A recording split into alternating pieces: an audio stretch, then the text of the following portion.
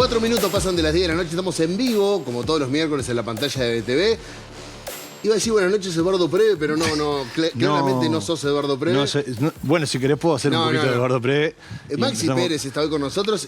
¿Dónde está Eduardo Preve? Esa es la pregunta que nos van a hacer mucho por YouTube. Sí, bueno, está en un país un poco... Está en un país. Sí, riesgoso, fuera del país del Uruguay. Sí, está fuera del país. Si podemos dar pistas y que la gente pueda adivinar, por ejemplo. No, está en El Salvador. Básicamente está en El Salvador. No sabemos qué está haciendo en El Salvador. No sabemos, no. Tampoco nos interesa, pero bueno, tenemos un programa increíble hoy de Sin Piedad, con muchísima información. El informe central de hoy lo dejó armado Eduardo y los compañeros de producción trabajaron muchísimo.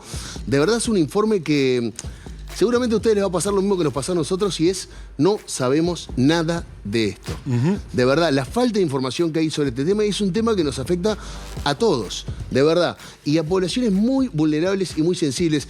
Agroquímicos o agrotóxicos son dos palabras que vamos a usar mucho en el informe. Algunos dicen agroquímicos, otros dicen agrotóxicos. Uruguay en este momento está intentando desalentar el uso abusivo de estos agrotóxicos. Incluso hay una ley en el presupuesto que se está discutiendo en este momento. Vamos a meternos en la situación que hay detrás del uso de estos agrotóxicos en nuestro país. Particularmente en algunas zonas del país y particularmente en una época del año que es esta que estamos viendo ahora, que es la época de la presiembra, donde es el pico de uso de estos agrotóxicos en septiembre y en octubre, cuando se preparan los campos para la cosecha. Situaciones dramáticas, particularmente, por ejemplo, en la zona norte del departamento de Rocha. De esto viene nuestro informe central de hoy, con testimonios durísimos que vamos a estar compartiendo con ustedes. Pero no vamos a estar solos. No, también nos va a acompañar en el segundo bloque el presidente de la ANEP, Pablo Cagiani. Momento de presupuesto, importantísimo en la educación, y veremos cómo estamos en respecto. Vamos a charlar sobre el presupuesto y sobre una cantidad de cosas. Muchas preguntas que nos han hecho ustedes entre semana, se las vamos a trasladar al presidente de ANEP. Y que pueden seguir haciendo también a través de nuestro chat de YouTube. Sí, conéctense a toda la enorme cantidad de gente que está conectada a nuestro canal de YouTube. Aprovechen, pregunten lo que quieran. Sobre el final vamos a estar con nuestro panel, como siempre. Se va a sumar Javier Máximo Goñi. Y hoy tenemos una invitada de lujo que es Julieta Núñez, que es una periodista que ha investigado muchísimo sobre el tema de los agrotóxicos en nuestro país. Así que con ella vamos a estar hablando también en el tercer bloque. Pero si les parece, a partir de este momento arrancamos con Sin Piedad.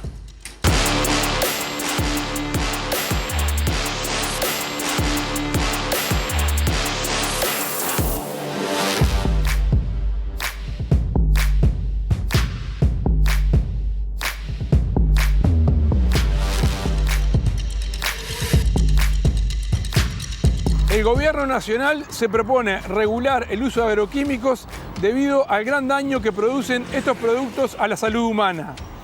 ¿Qué consecuencias trae cuando se aplica cerca de poblaciones? ¿Qué conocemos sobre estos productos? Además, hoy en Sin Piedad, la historia de una familia que sufre graves enfermedades por los agroquímicos. Hace más de 10 años venimos trabajando y señalando todas estas problemáticas y tenemos presiones por parte del sector del agronegocio y también de los propietarios de los predios. Y bueno. Estaba cargada la máquina y yo le dije, hacela descargar, vamos a lavarla. Y él me dijo, no, porque hay que tirar como 300 litros de producto. Soldarla así, me dice, le digo, pero es un peligro eso. Dice, vos haces lo que yo te digo, me dijo. Si no, te vas para tu casa.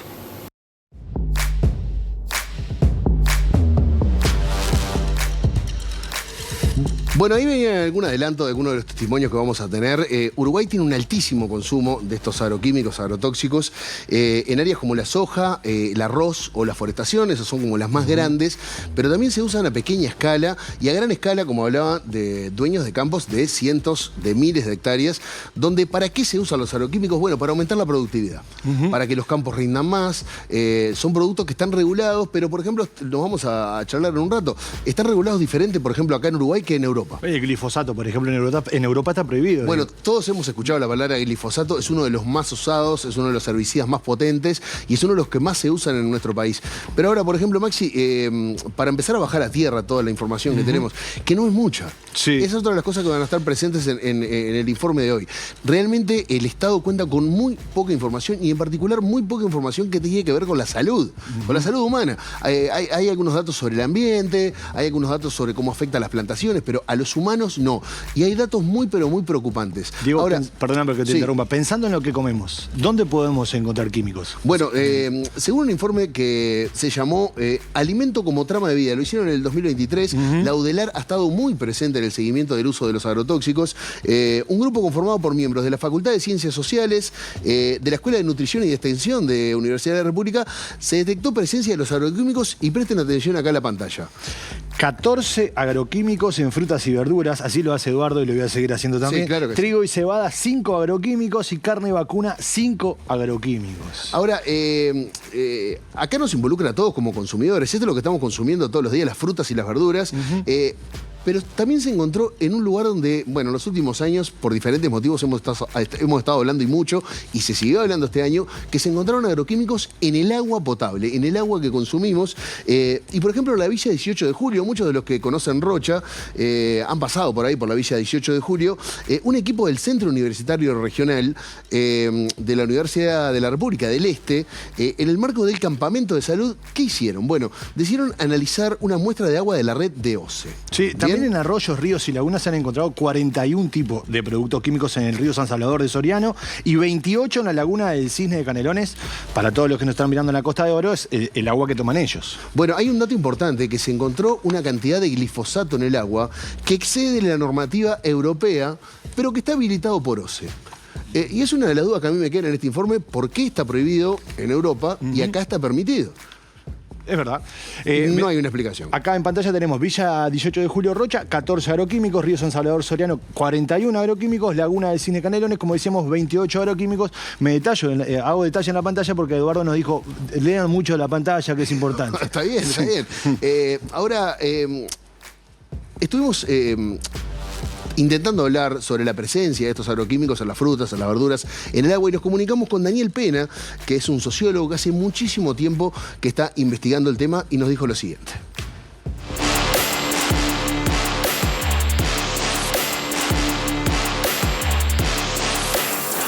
Estos plaguicidas, agrotóxicos, como le queramos llamar, se utilizan en todo el modelo, digamos, de la agroindustria, tanto en la forestación, que no son alimentos, como en distintos tipos de alimentos, en la soja, en el arroz, en las frutas y verduras, llegan al agua, en los vinos, ¿no? En la uva.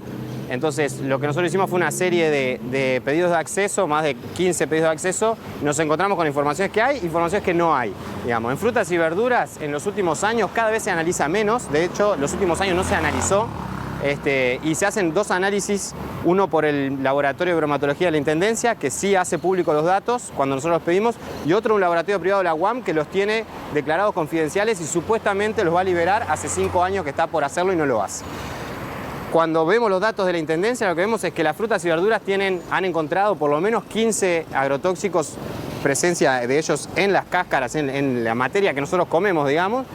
Y no solo eso, sino que el sistema de control no nos asegura que esos alimentos sean retirados de las cadenas comerciales. O sea, ellos hacen el análisis, pero el alimento sigue, entonces nosotros estamos comiendo ese veneno.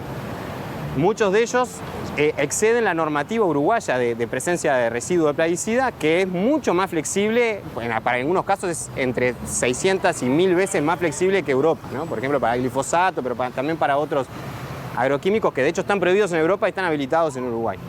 Pero también vemos que hay presencia de glifosato en agua embotellada, aunque se analiza muy poco, se analizó solo 2 años.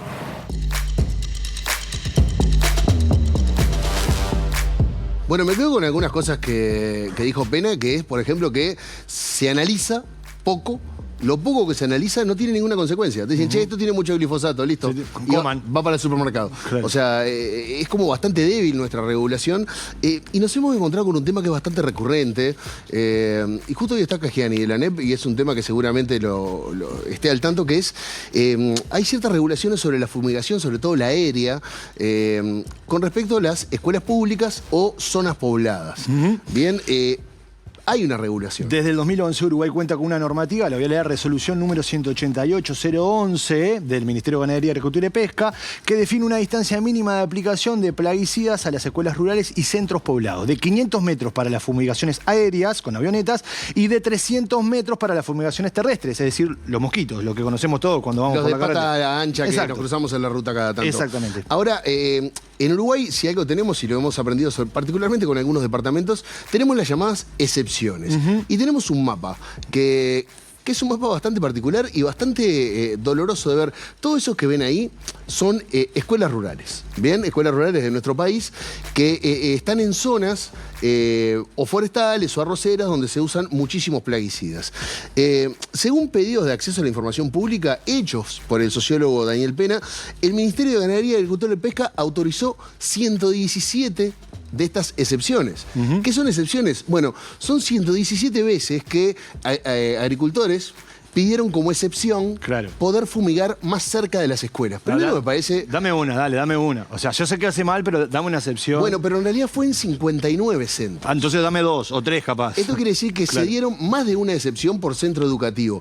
Esto quiere decir, primero que nada, una situación bastante rara, que es que un productor pida permiso para fumigar con un agrotóxico cerca de una escuela. Sí. Y lo otro más raro es que le digan que sí. Y que le digan que sí más de una vez. Sí. Y yo me pregunto, digo, si yo tengo una casa y veo una avioneta que me está pasando por arriba, ¿qué hago? Bueno, podés denunciarlo. Hay una forma de denunciar. Pero uno de los problemas que hay con esta denuncia es que básicamente es rellenar un formulario y no tenés mucha más repercusión que esa. Y cuando habla de zonas pobladas, tampoco está claro que es zonas pobladas, porque muchos de los trabajadores... Llenás el formulario y te dicen, es verdad, dale. Sí, te fumigaron arriba. Ok. No te voy a decir que te dicen jodete, pero es básicamente un jodete. Muchos de estos trabajadores que están en contacto con los productos tóxicos viven dentro de los campos que son fumigados. Y esos no son considerados como un centro poblado. Entonces les pueden fumigar por arriba de la casa. O sea, es una situación bastante complicada. Ahora, sobre este tema, sobre estas excepciones, también hablamos con Daniel Pena y nos dijo lo siguiente.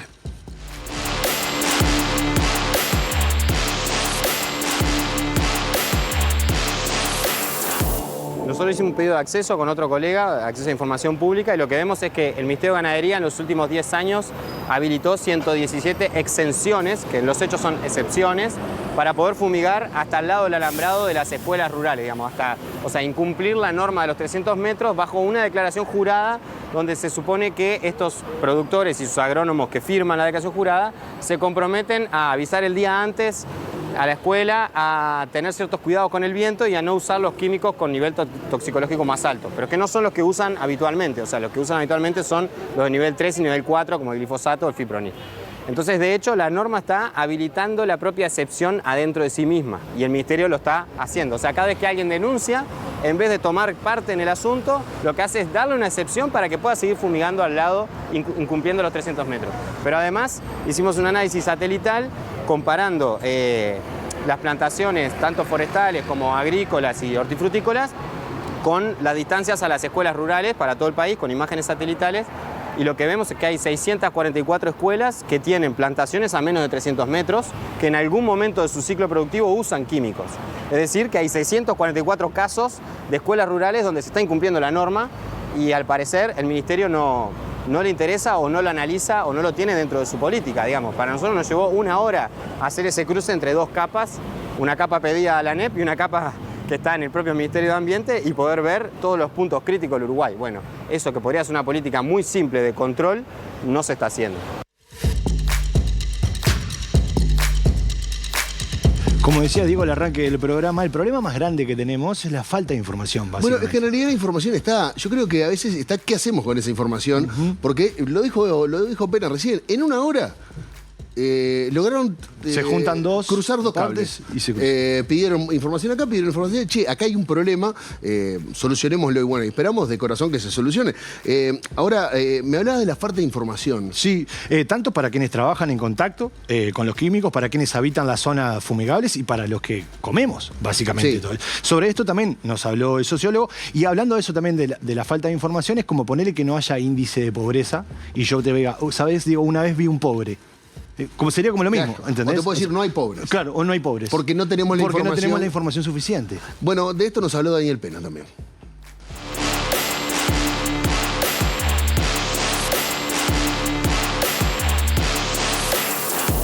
Lo que nosotros vemos es que no solo la información que hay es muy preocupante, porque efectivamente se constata que hay agrotóxicos en los alimentos que estamos comiendo, sino que la información es insuficiente, cada vez se hace menos y cada vez es más difícil de acceder a ella, ¿no? Entonces esto está protegiendo los intereses de estas grandes empresas que lo que hacen es producir alimentos, pero que en definitiva alteran nuestra capacidad de decidir como consumidores, pero también de dar pruebas para los juicios que hay en curso, como el caso de Julio de los Santos, digamos.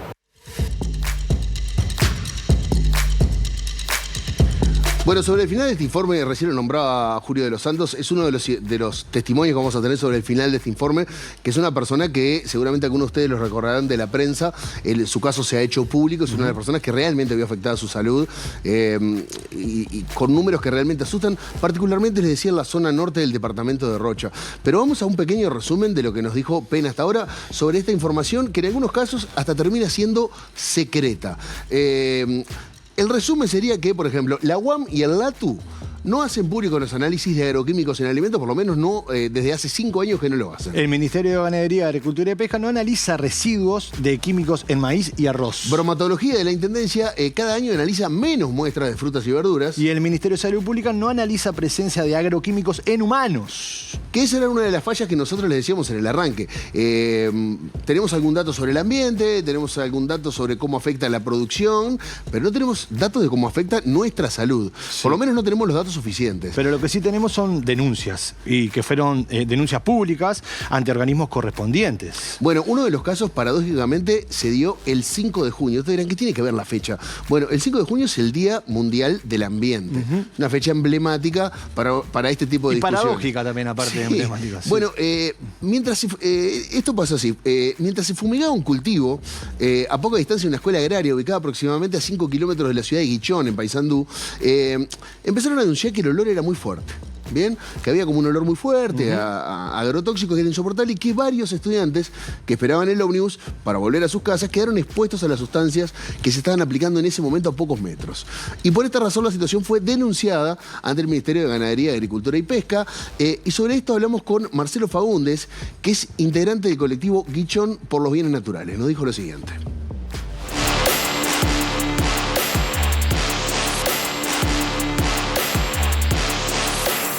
Bueno, en la escuela agraria de acá de Guichón lo que hubo fue una fumigación que incumplió la normativa de lo que señala el ordenamiento territorial respecto a las distancias, y bueno, se aplicó herbicidas, bueno, y algunas otras sustancias muy cerca de la escuela, y esto motivó que una docente hiciera la denuncia al Ministerio de Ganadería, y bueno, vinieron técnicos de la Dirección General de Servicios Agrícolas, tomaron muestras, y cuando tuvimos acceso o que hubo una devolución por parte del Ministerio de los resultados de los análisis, de las muestras que allí se tomaron,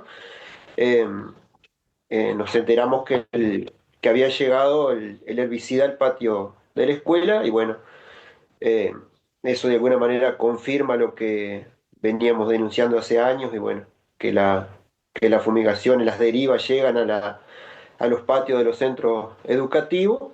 Y ahí una de las cosas que la situación que se dio en ese momento fue que había alumnos en la parada del ómnibus, justamente terminando la semana de la escuela, que se van a sus casas, toman el ómnibus ahí en esa parada, y fueron bañados literalmente fueron bañados por esta aplicación que lo fumigó a 20 metros, bañados con herbicida, ¿no?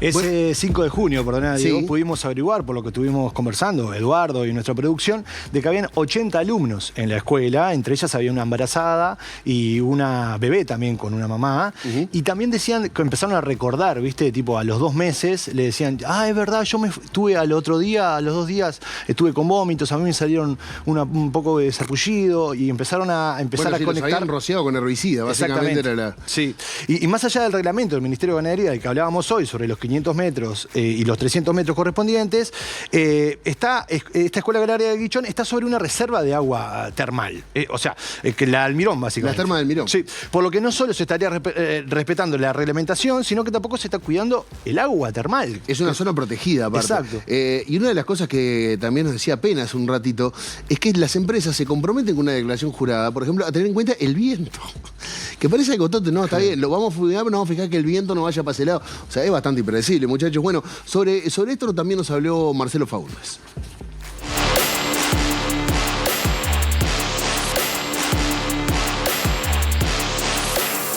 justamente al tener las termas de Almirón, que son una de las termas que tienen una de las mejores calidades de agua termal en la región, eso lo han dicho varios estudios, al tener, por suerte, que la naturaleza nos dio la posibilidad de tener estos bienes aquí en nuestra zona, por tener las termas de Almirón, justamente es que pudimos hacer que la Junta Departamental, a la hora de votar el instrumento de ordenamiento territorial, tuviera en cuenta el turismo, el agua termal y todo eso, y bueno, ahí se logró justamente una zona de protección. Por eso tenemos esa franja de unos 5 kilómetros, como decía anteriormente, de protección turística, termal, ambiental, y bueno, ahí tenemos la unidad potabilizadora, todo en esa zona, que es un radio de unos 5 kilómetros, la escuela agraria.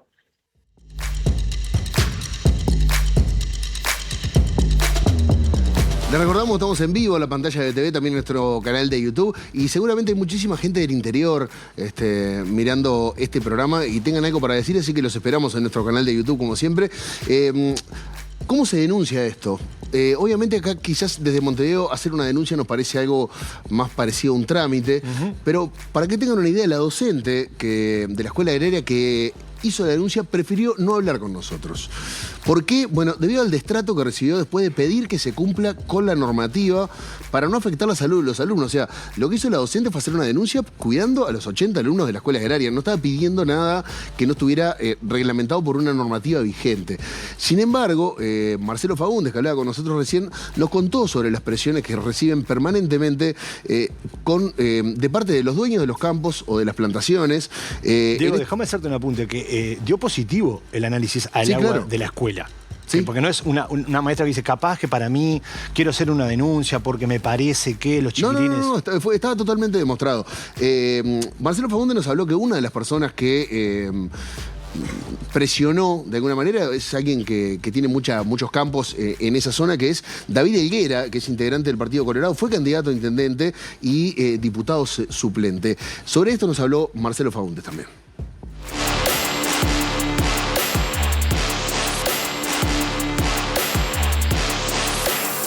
Yo integro una organización, un colectivo de vecinos de acá de Guichón y la zona, que hace más de 10 años venimos trabajando y señalando todas estas problemáticas, y tenemos presiones por parte del sector del agronegocio y también de los propietarios de los predios, y bueno, en este caso en la colonia Juncal, acá donde está instalada donde está la escuela agraria, los campos lo administra un político conocido de la zona, por lo tanto esas presiones existen, y bueno, el destrato que se le hizo a la docente por parte de este político, a la docente que hace la denuncia, pero bueno.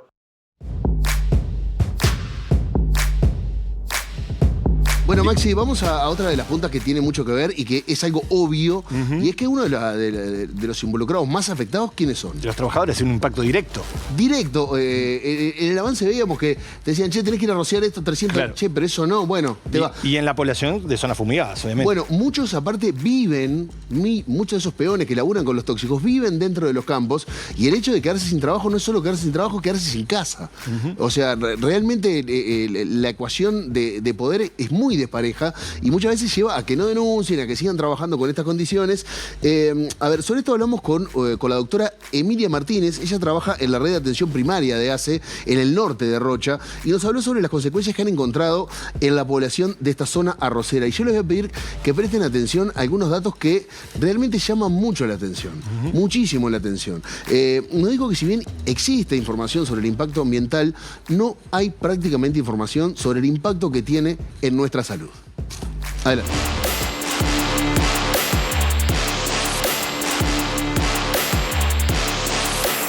Yo trabajo en la zona norte de Rocha como médica general desde hace 8 años y desde que llegué percibo, igual que mis colegas, como una incidencia alta de cáncer, de problemas respiratorios y de enfermedades graves en trabajadores de la salud, generalmente de hombres jóvenes. La percepción va de la mano con la intensificación de la agroindustria arrocera en la zona, que es una producción dependiente del uso masivo de venenos, de agrotóxicos, que se usan sobre todo por fumigación aérea.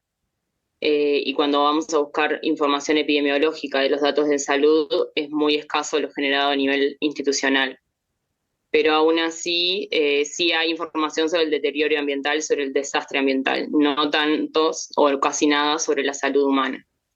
A pesar de eso, desde 2018, sobre todo, a partir de una alarma que se generó ante la muerte de 3 niñas en la zona norte de Rocha, que las familias salieron a la prensa pidiendo explicaciones porque coincidía con la época de mayor fumigación aérea, y las familias lo estaban vinculando con la contaminación.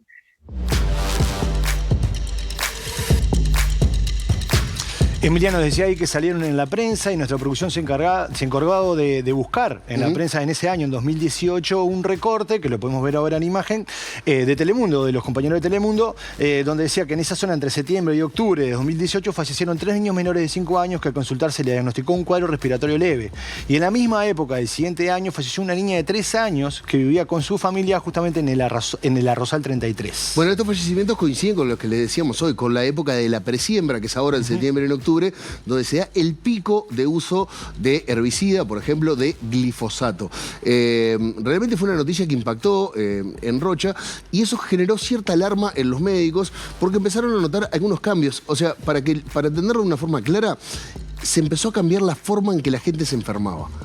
O sea, se empezaron a enfermar de una forma diferente. Y también a morirse de forma distinta, sí, básicamente. los médicos en su momento no vincularon esto de intoxicaciones, pero tampoco hay evidencia que lo descarte. Y la médica de la zona nos dijo que los casos estos le empezaron a llamar la atención. A ver, en el comienzo del informe veíamos que en el año 2022, en Villa 18 de Julio, en Rocha, un pueblo rodeado de plantaciones arroceras, es una zona muy fuerte arrocera, se hizo una encuesta de hogares y análisis del agua potable de los tajamares de la zona. Allí se supo que en 2 de los fallecimientos de niños que recién mencionamos, las familias no saben todavía cuál fue la causa de su muerte. No hay un diagnóstico sobre la causa de la muerte de estos niños. También detectaron, y esta es una de las cosas más fuertes del informe, que en esta zona el cáncer es la primera causa de muerte en adultos, cuando en el resto del país son las enfermedades cardiovasculares. O sea, realmente hay un cambio en la forma de enfermarse en las zonas que están rodeadas de este uso de agrotóxicos. Y una alta frecuencia de cáncer raros también. Sí. Por ejemplo, a nivel nacional el cáncer de mama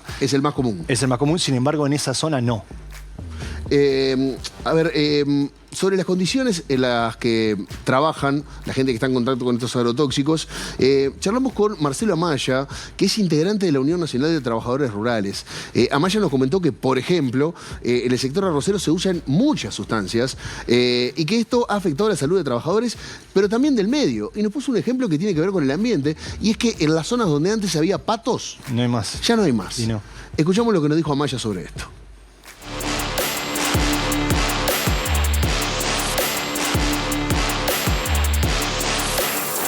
Yo te diría porque empieza a contaminar el medio, ¿no? Lo puedes ver en cuanto a la desaparición de algunas especies. Por ejemplo, los patos, que antes los veía por centenares de miles, ¿no?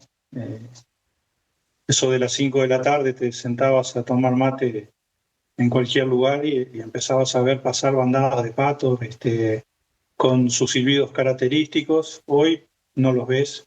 Eso da muestra de que está afectando el ambiente y bueno, y las consecuencias a la salud de los trabajadores, que hay casos emblemáticos como el de Julio de los Santos y su compañera, pero hay equipos de investigación que han logrado hablar con trabajadores, porque bueno, trabajadores seriamente afectados, que si bien tienen temor de expresar, pero cuando se va el balde se va la cadena, ¿no? Entonces cuando llega un momento, bueno, los trabajadores hablan y demuestran, bueno, que su sospecha es de que, bueno, su situación, la afectación a su salud deriva del uso cada vez, diría que más constante de los agrotóxicos.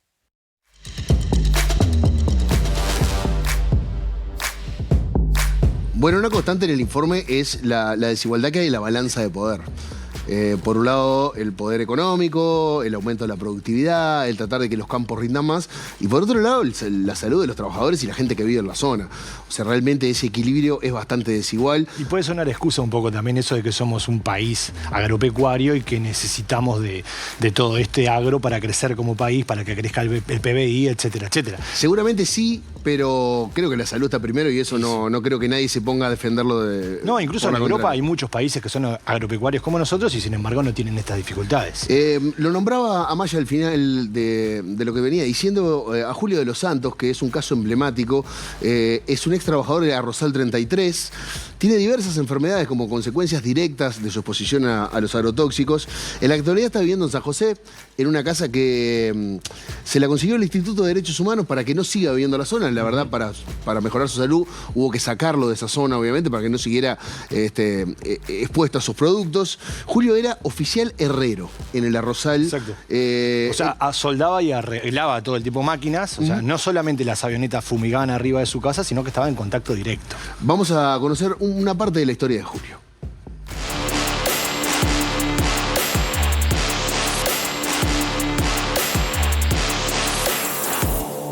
Tengo una enfermedad profesional declarada en el Uruguay por agrotóxico.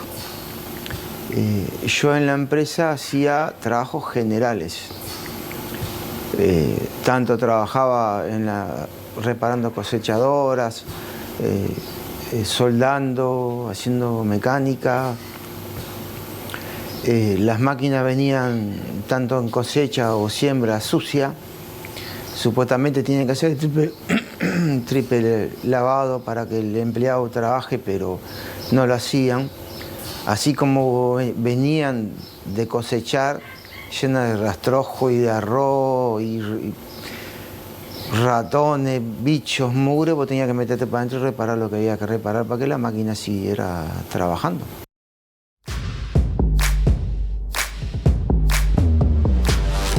Julio nos contó de las presiones que recibía en el trabajo. Lo obligaban a trabajar en contacto con los productos químicos sin ningún tipo de precaución. De esto nos hablaba.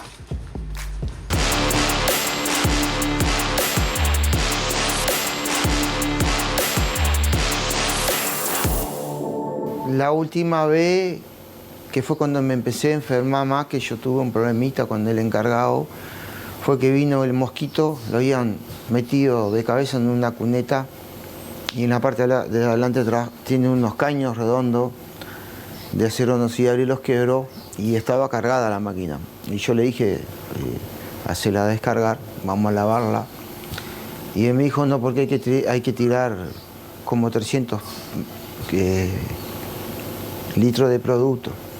Soldarla así, me dice, le digo, pero es un peligro eso. Dice, vos haces lo que yo te digo, me dijo, si no te vas para tu casa. Y yo la soldé, lo que quería que soldar y me quedé lo único que ahí no te daban mucho cosas de seguridad. Lo máximo que te podían dar una máscara de papel. Los pantalones para los soldadores tienen que ser de brin, pero ellos compraban pantalones comunes para la chacra, era lo que daban para los talleres. De repente te caía una chispa y te prendía fuego los pantalones, te quemaba. Y empecé a soldar y sí te daban el cuero y tenía una máscara de soldar común, esas comunes. Y me empapé todo el cuero, el pantalón y del lado de la derecha y así con los zapatos y me chorreaba el isofato de adentro de la máquina del mosquito.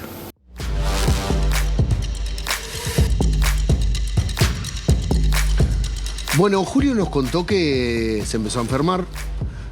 Fue paulatino, pero bueno, lo contaba él, terminaba empapado con glifosato, hasta que un día Julio terminó en el CTI.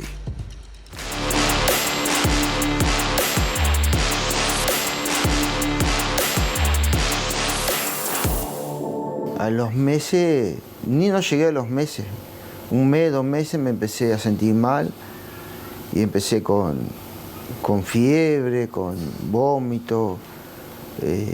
mucho cansancio, mucho dolor muscular. Me tuvieron que llevar muchas veces de la empresa a IAC 33 de Vergara porque me quedaba doblado y no me podía enderezar. Y me decían que era dolores musculares. Hasta que caí en un día, llego a casa, trabajé como hacíamos muchas horas, llegué como a las 9 de la noche y fui a bañarme y me quedé torcido otra vez.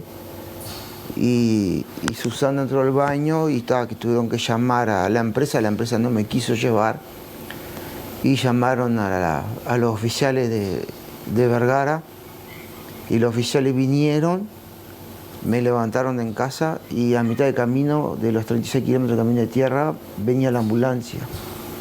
Y después no me acuerdo más nada porque caí en CTI y ahí quedé.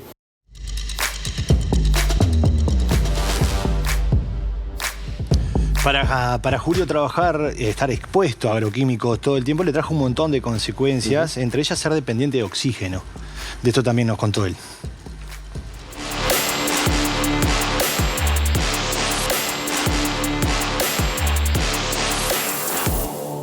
A mí me trajo micosis pulmonar, fibrosis pulmonar, me trajo empezabilidad pulmonar y me trajo otra cosa que me trajo hongo en los pulmones. Tengo un hongo en los pulmones. A mí me revisaron porque yo trabajaba en una empresa de camiones antes de irme para Rosal 33 y me revisaron mi historia clínica para 10 años para atrás. Yo no tuve ninguna enfermedad, nada.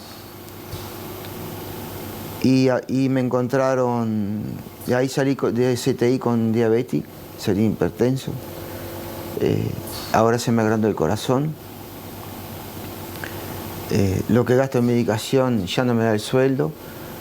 Ahora, después que tuve el ministerio, que casi no sacan de acá, se me descontroló un poco la diabetes y me tuvieron que sacar toda la medicación y estoy tomando una insulina especial que venden en una caja, 5 jeringas, 5.500 pesos por mes.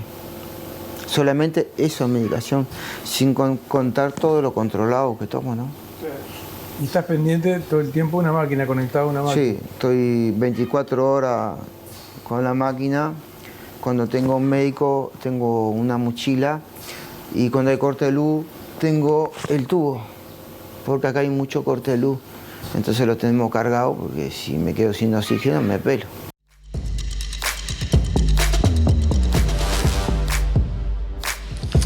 Bueno, si me quedo sin oxígeno me pelo. Así terminó el testimonio de Julio de los Santos, este ex trabajador de Rosera 33, que bueno, vieron cómo terminó afectada su salud por estar expuesto a los agroquímicos, a los agrotóxicos, sin ningún tipo de protección. O sea, muchas veces hasta empapándose con el producto. Bueno, el caso de Julio de los Santos llegó a la Corte Interamericana de Derechos Humanos. Hace algunos días avanzó un pasito más y la Comisión Interamericana estaba hablando de elevar el caso a la Corte, lo que sería realmente un hecho histórico y ojalá que salga un fallo favorable para Julio.